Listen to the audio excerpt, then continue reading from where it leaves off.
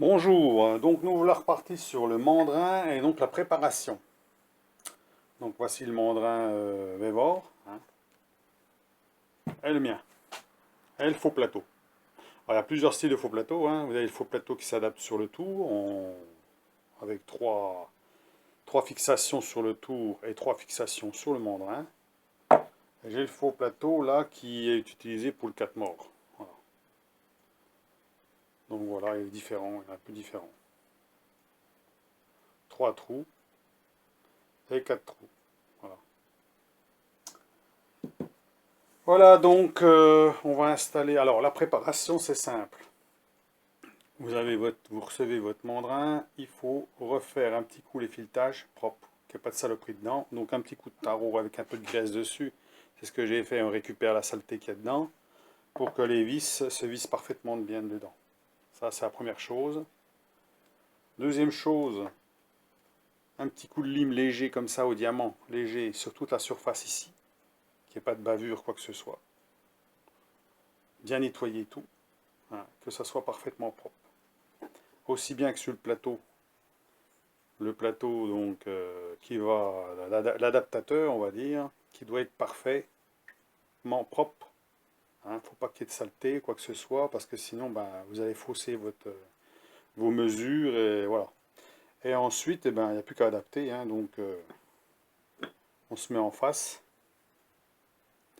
et on n'a plus qu'à mettre les vis puis à serrer progressivement.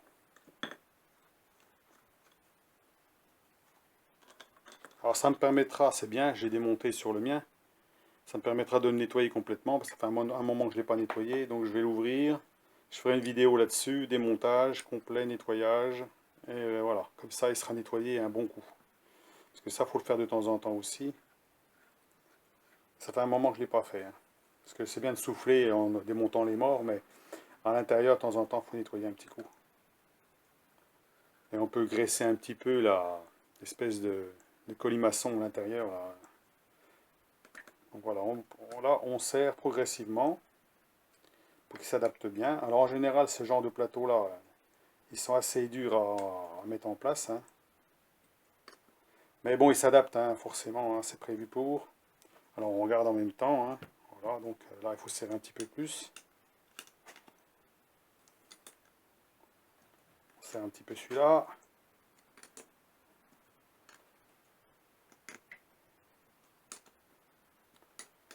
Quand il faut décoller, vous décollez le faux plateau du mandrin, ben, il faut dévisser les trois vis là, remettre le mandrin sur le tour, puis tapoter sur le mandrin pour arriver avec un marteau anti-rebond pour décoller les deux parties parce qu'ils sont quand même durs, hein.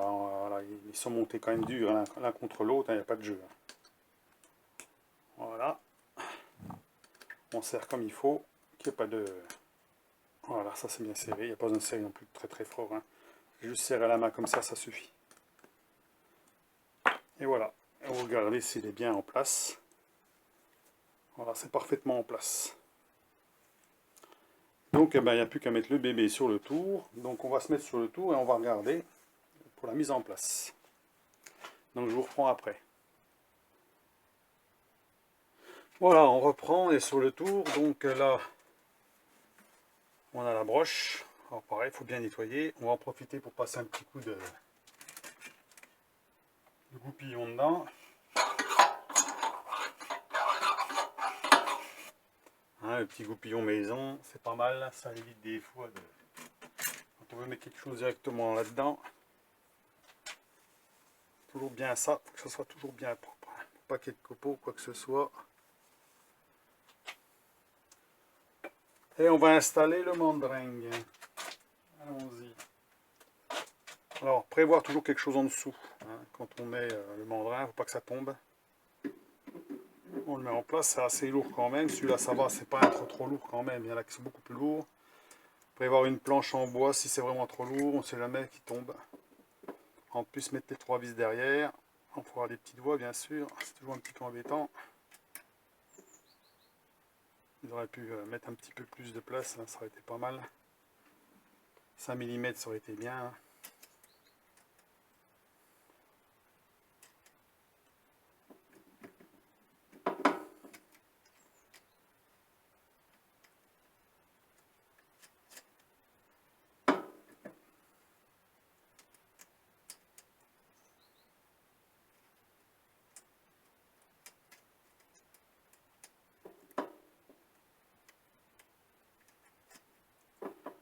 Voilà.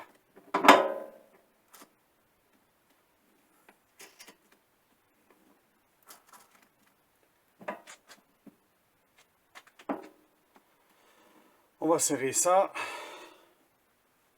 Alors la clé à mandrin c'est le même ou pas le même? Si c'est la même, hein. Donc la mienne, que mon mandrin c'est le même. On va bloquer. Donc ceux qui ont des clés BTR, parce qu'il y en a c'est des BTR derrière sur certains tours, ben, je les invite de virer ça et puis de mettre des goujons et puis des écrous. Alors soit qu'ils bricolent des écrous pour que ça rentre, que ça compense la différence d'épaisseur parce que ça rentre à l'intérieur de la broche, soit qu'ils mettent une petite entretoise qui s'enfile dedans puis qu'ils mettent un écrou, ou soit qu'ils prennent des écrous longs, ça existe aussi, et puis qu'ils les tournent pour pouvoir rentrer dedans. Alors je ne sais pas s'il y aura la place ici par contre il y aura plus la place, s'il n'y a pas la place, c'est mettre une entretoise de la bonne épaisseur et mettre un écrou par-dessus. C'est quand même beaucoup plus facile à enlever et à remettre qu'avec du BTR, parce qu'avec le BTR on s'emmerde là. Voilà, ça c'est un conseil que j'en vois qui galèrent avec ça pour changer leur mandrin. Alors changer un mandrin c'est toujours compliqué quand c'est des mandrins comme ça. Il existe des camlocks qui se démontent tout seuls, mais ça c'est sur des tours qui sont beaucoup plus haut de gamme. Donc voilà la bête mis en place, hein, le petit Vévor. Hein. Alors on va regarder si ça s'ouvre tout ça, ça s'ouvre bien quand même. Alors il faudra qu'il se rôde hein, le machin quand même. C'est tout neuf comme ça.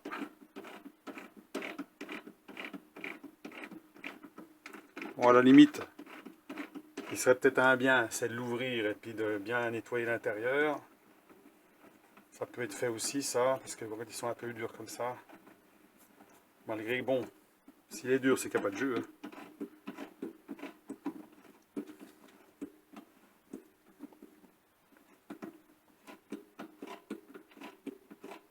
Alors, des fois pas de jeu, c'est pas plus mal.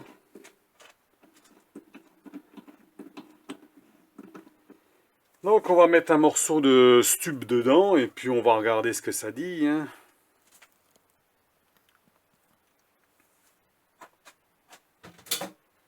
Du stub j'en ai. Alors, le stub des fois il est livré comme ça. Hein. Voilà, c'est rectifié, c'est beau. Ouvrir.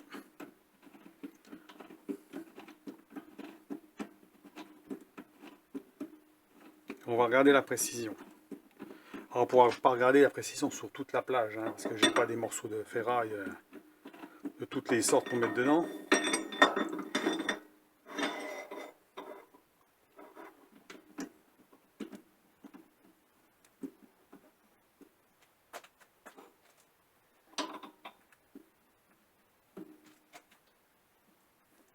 Voilà.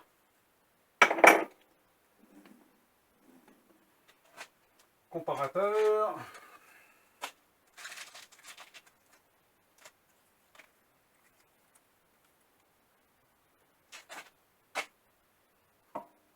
On va retirer ça.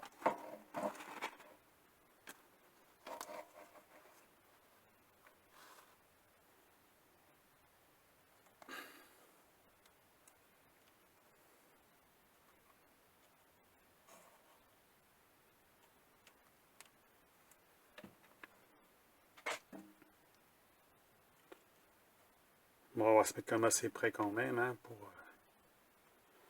Le stub, je sais pas si... Alors le stub est rectifié, mais la barre n'est pas forcément parfaitement... Il faut savoir que les barres de stub, elles peuvent être légèrement cintrées. Hein. J'ai remarqué, moi, j'avais acheté une barre de 50. La barre de 50, on met sur deux blocs... deux blocs de précision là pour tenir chaque bout. On met le palpeur au milieu, il y avait quand même une différence, hein. Il y avait quand même un défaut de concentricité, pas de concentricité mais de flexion quoi, hein. Elle était légèrement tordue, légèrement. Donc allez, on va se mettre dessus comme il faut, on va regarder ça de plus près. Et je serais étonné qu'on soit à 5 centièmes quand même. Alors là, on va essayer sur 3 positions en même temps.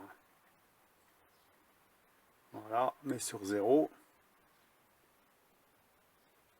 Alors, je vais essayer de m'approcher un peu, qu'on voit un peu plus, voilà, on voit comme il faut. Savoir si ça vaut le coup d'acheter un mandrin de ce prix-là ou pas. Donc là,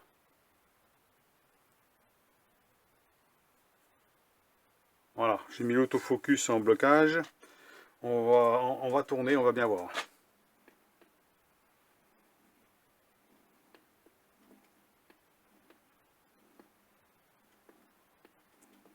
Bah, c'est pas si mal.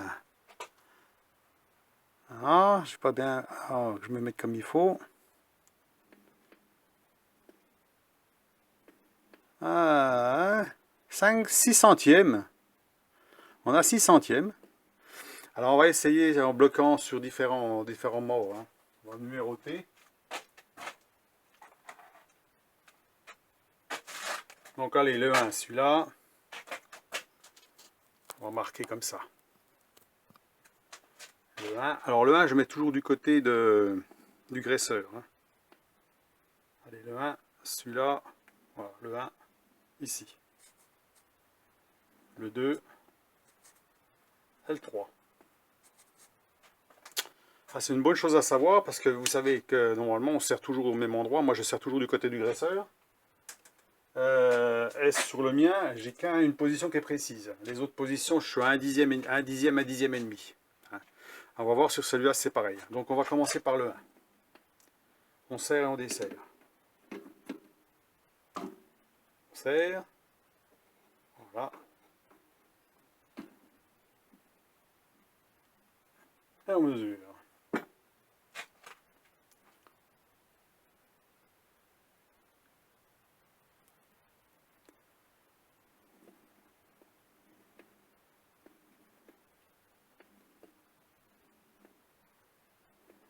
Six centièmes. Pareil. Le 2.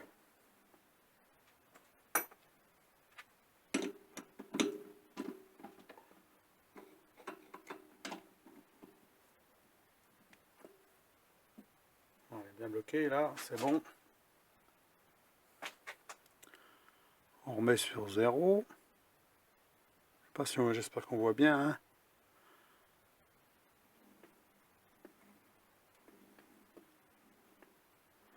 Ah, on a un peu plus là. Sur le 2, on aurait 6 centièmes, 7 centièmes. Sur le 3,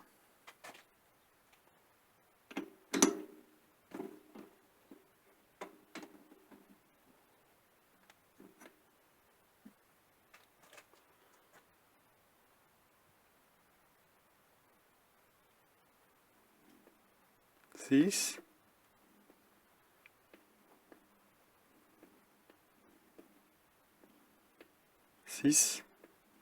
6 centièmes.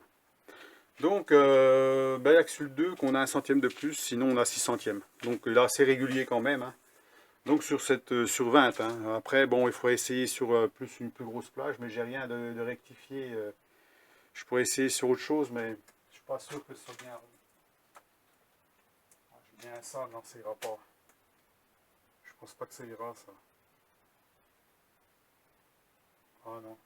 Il faudrait quelque chose de plus gros. Hein. Bon, enfin bon, moi je contrôle toujours un peu comme ça sur le mien aussi. Il faudrait quelque chose sur, par exemple, un 40 mm, puis contrôler sur 40 mm, par exemple. Puis voir ce que ça donne. Mais j'ai rien en 40 de rectifier et puis de pas trop long parce qu'il va pas rentrer dedans. Il faudrait presque du 30 pour que ça rentre dedans. Du 30, il rentre dans le mandrin. Donc un morceau de 30 qui rentre dedans, qui soit rectifié et propre. Hein. Un bout de stup de 30 par exemple. Et puis là, on verrait sur du 20 et sur du 30. Ce qui fait que ça fait une bonne plage quand même de mesure. Donc sinon, eh ben, c'est ce qu'ils disent. Hein. Ils disent 5 centièmes. Bon, on va dire plus ou moins un centième. Hein. Donc on peut dire que c'est quand même assez précis quand même. Hein. Comparé au mien, je vous dis le mien. Sur la position du graisseur ici, j'ai entre 1 et 3 centièmes. Et sur les deux autres, ben, j'ai un dixième et demi. Entre un dixième et un dixième et demi. Donc il doit y avoir un problème dans le mandrin qui fait que quand je serre de ce côté-là, c'est ce côté qui est le mieux. Voilà.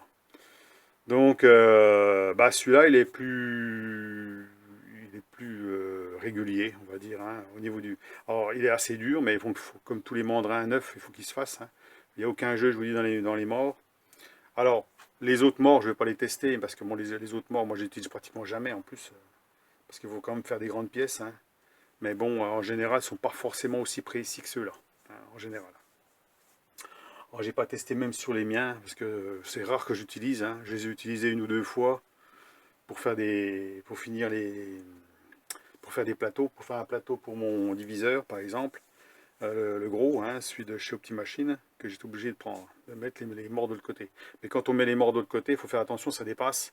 Et il faut faire attention que ça touche rien. Hein. Ça touche pas le banc ici, ça touche pas le chariot et tout. Hein. Là, on dit que ça dépasse, il faut faire attention quand on le fait tourner. Hein. Puis faire attention quand vous approchez l'outil, parce qu'on a tendance à pas se méfier, que si on approche de trop, les morts, ils dépassent ici. Hein. Hein, les autres morts, ils dépassent ici, alors il faut faire gaffe de ne pas accrocher. Hein. Ça peut être dangereux. Donc voilà pour le mandrin Vévor qui me laisse une bonne impression. Alors à part qu'il est un peu raide, il faut qu'il se fasse. Alors je vais le manœuvrer plusieurs fois avec ma clé que j'ai bricolée. Alors je ne sais pas où elle est. Voilà, je l'ai là, normalement. Je vais la chercher. Où est la petite clé? Ah, elle est là. Ah, la bête.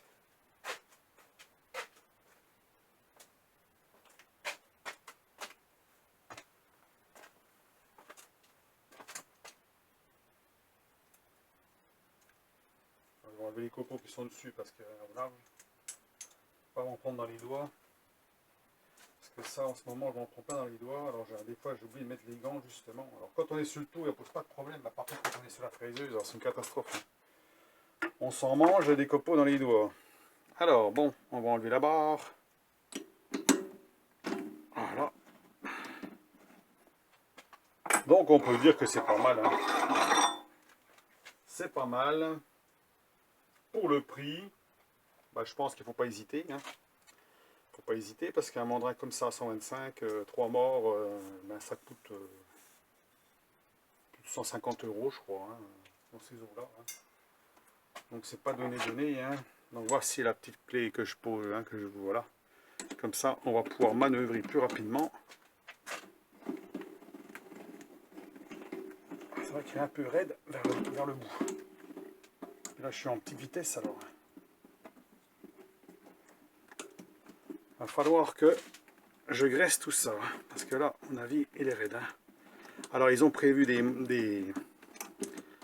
pas de jeu du tout, mais alors dis donc, ouais, ça va être raide, d'accord. Il va falloir qu'il se fasse. Il va mieux par moment, voilà. Quand on arrive on écarte un peu plus, ça va bien. Là, il va bien. Alors, je sais pas si c'est de mettre de l'huile là-dedans, ça pourrait jouer. On va essayer de mettre de l'huile quand même, malgré que j'aime pas mettre de l'huile de trop, parce que ce qui se passe, c'est qu'on va enlever tout ça, il y a de la place.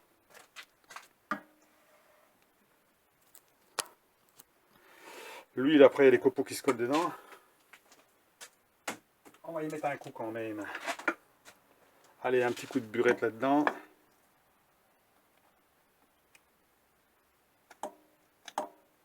Ah, c'est ce que j'ai fait sur l'autre. Hein. Parce que j'étais raide aussi, alors j'ai commencé comme ça. Peut-être qu'il huile bien à l'extérieur, mais pas à l'intérieur, quoi.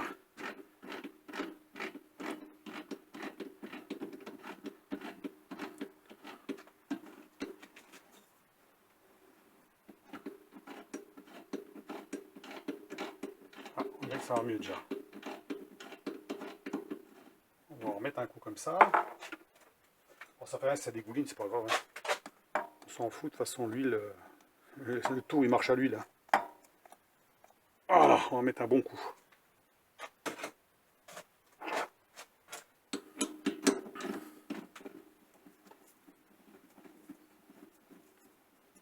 Desserrer ça. Hein, les outils, il faut faire attention quand on manipule quelque chose à côté parce que c'est bon pour se couper les doigts.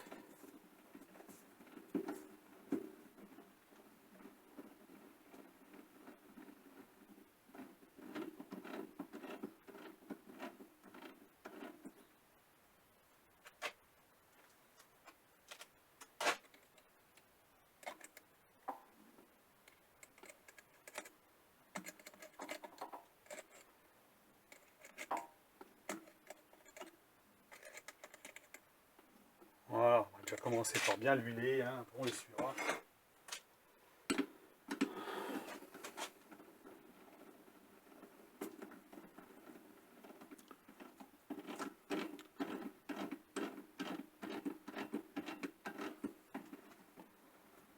Sinon, c'est la solution, c'est de l'ouvrir. Et puis tout brosser comme il faut, comme j'ai fait l'autre. Mais c'est pas sûr que ce soit pareil, parce que là, on sent qu'il n'y a vraiment pas de jus dans les morts. Hein. Il n'y a aucun jus. Hein.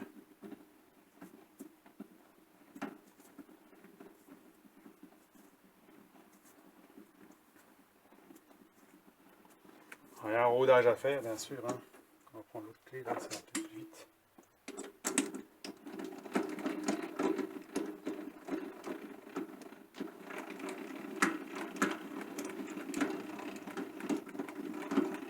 Ah, ah, ah. On va déjà mieux. Un petit peu, ça bloque un petit peu par endroit. Voilà. On va essayer une autre.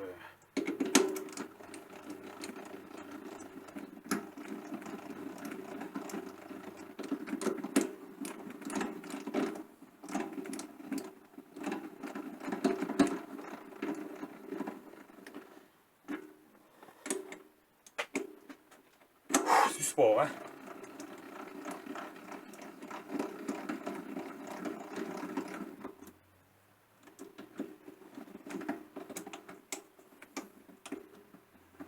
Faut que je change de vitesse parce que là, ce qu'on arrête, c'est que là, ça tourne en même temps derrière, alors c'est chiant. J'ai foutu la clé. Voilà. Je vais changer la vitesse histoire de que ça soit plus raide. Mettre sur la petite vitesse, donc ça sera sur la 125 tours BC1. Pour ceux qui connaissent.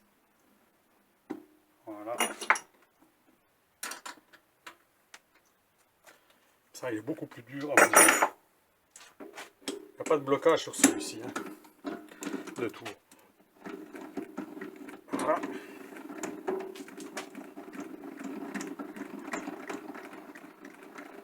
Là, il va tout seul comme ça. Quand tu arrives à un endroit, ça va tout seul. C'est quand on arrive vers les bouts. Ah, quoique là, il est en train de se faire. Hein.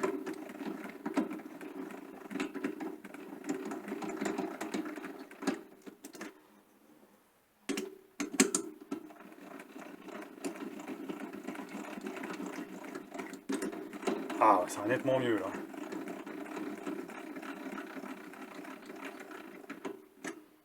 Voilà, faut faire comme ça, il faut bien le manœuvrer une bonne dizaine de fois que ça soit, que ça, il se fasse. Hein.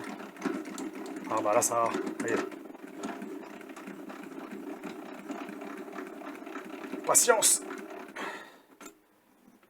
Donc voilà, pour le mandrin, Made in Vevor, Made in Japan, Made in China. Pas Made in Japan. Hein. Voilà, donc en manœuvrant, bah, il se fait. Hein.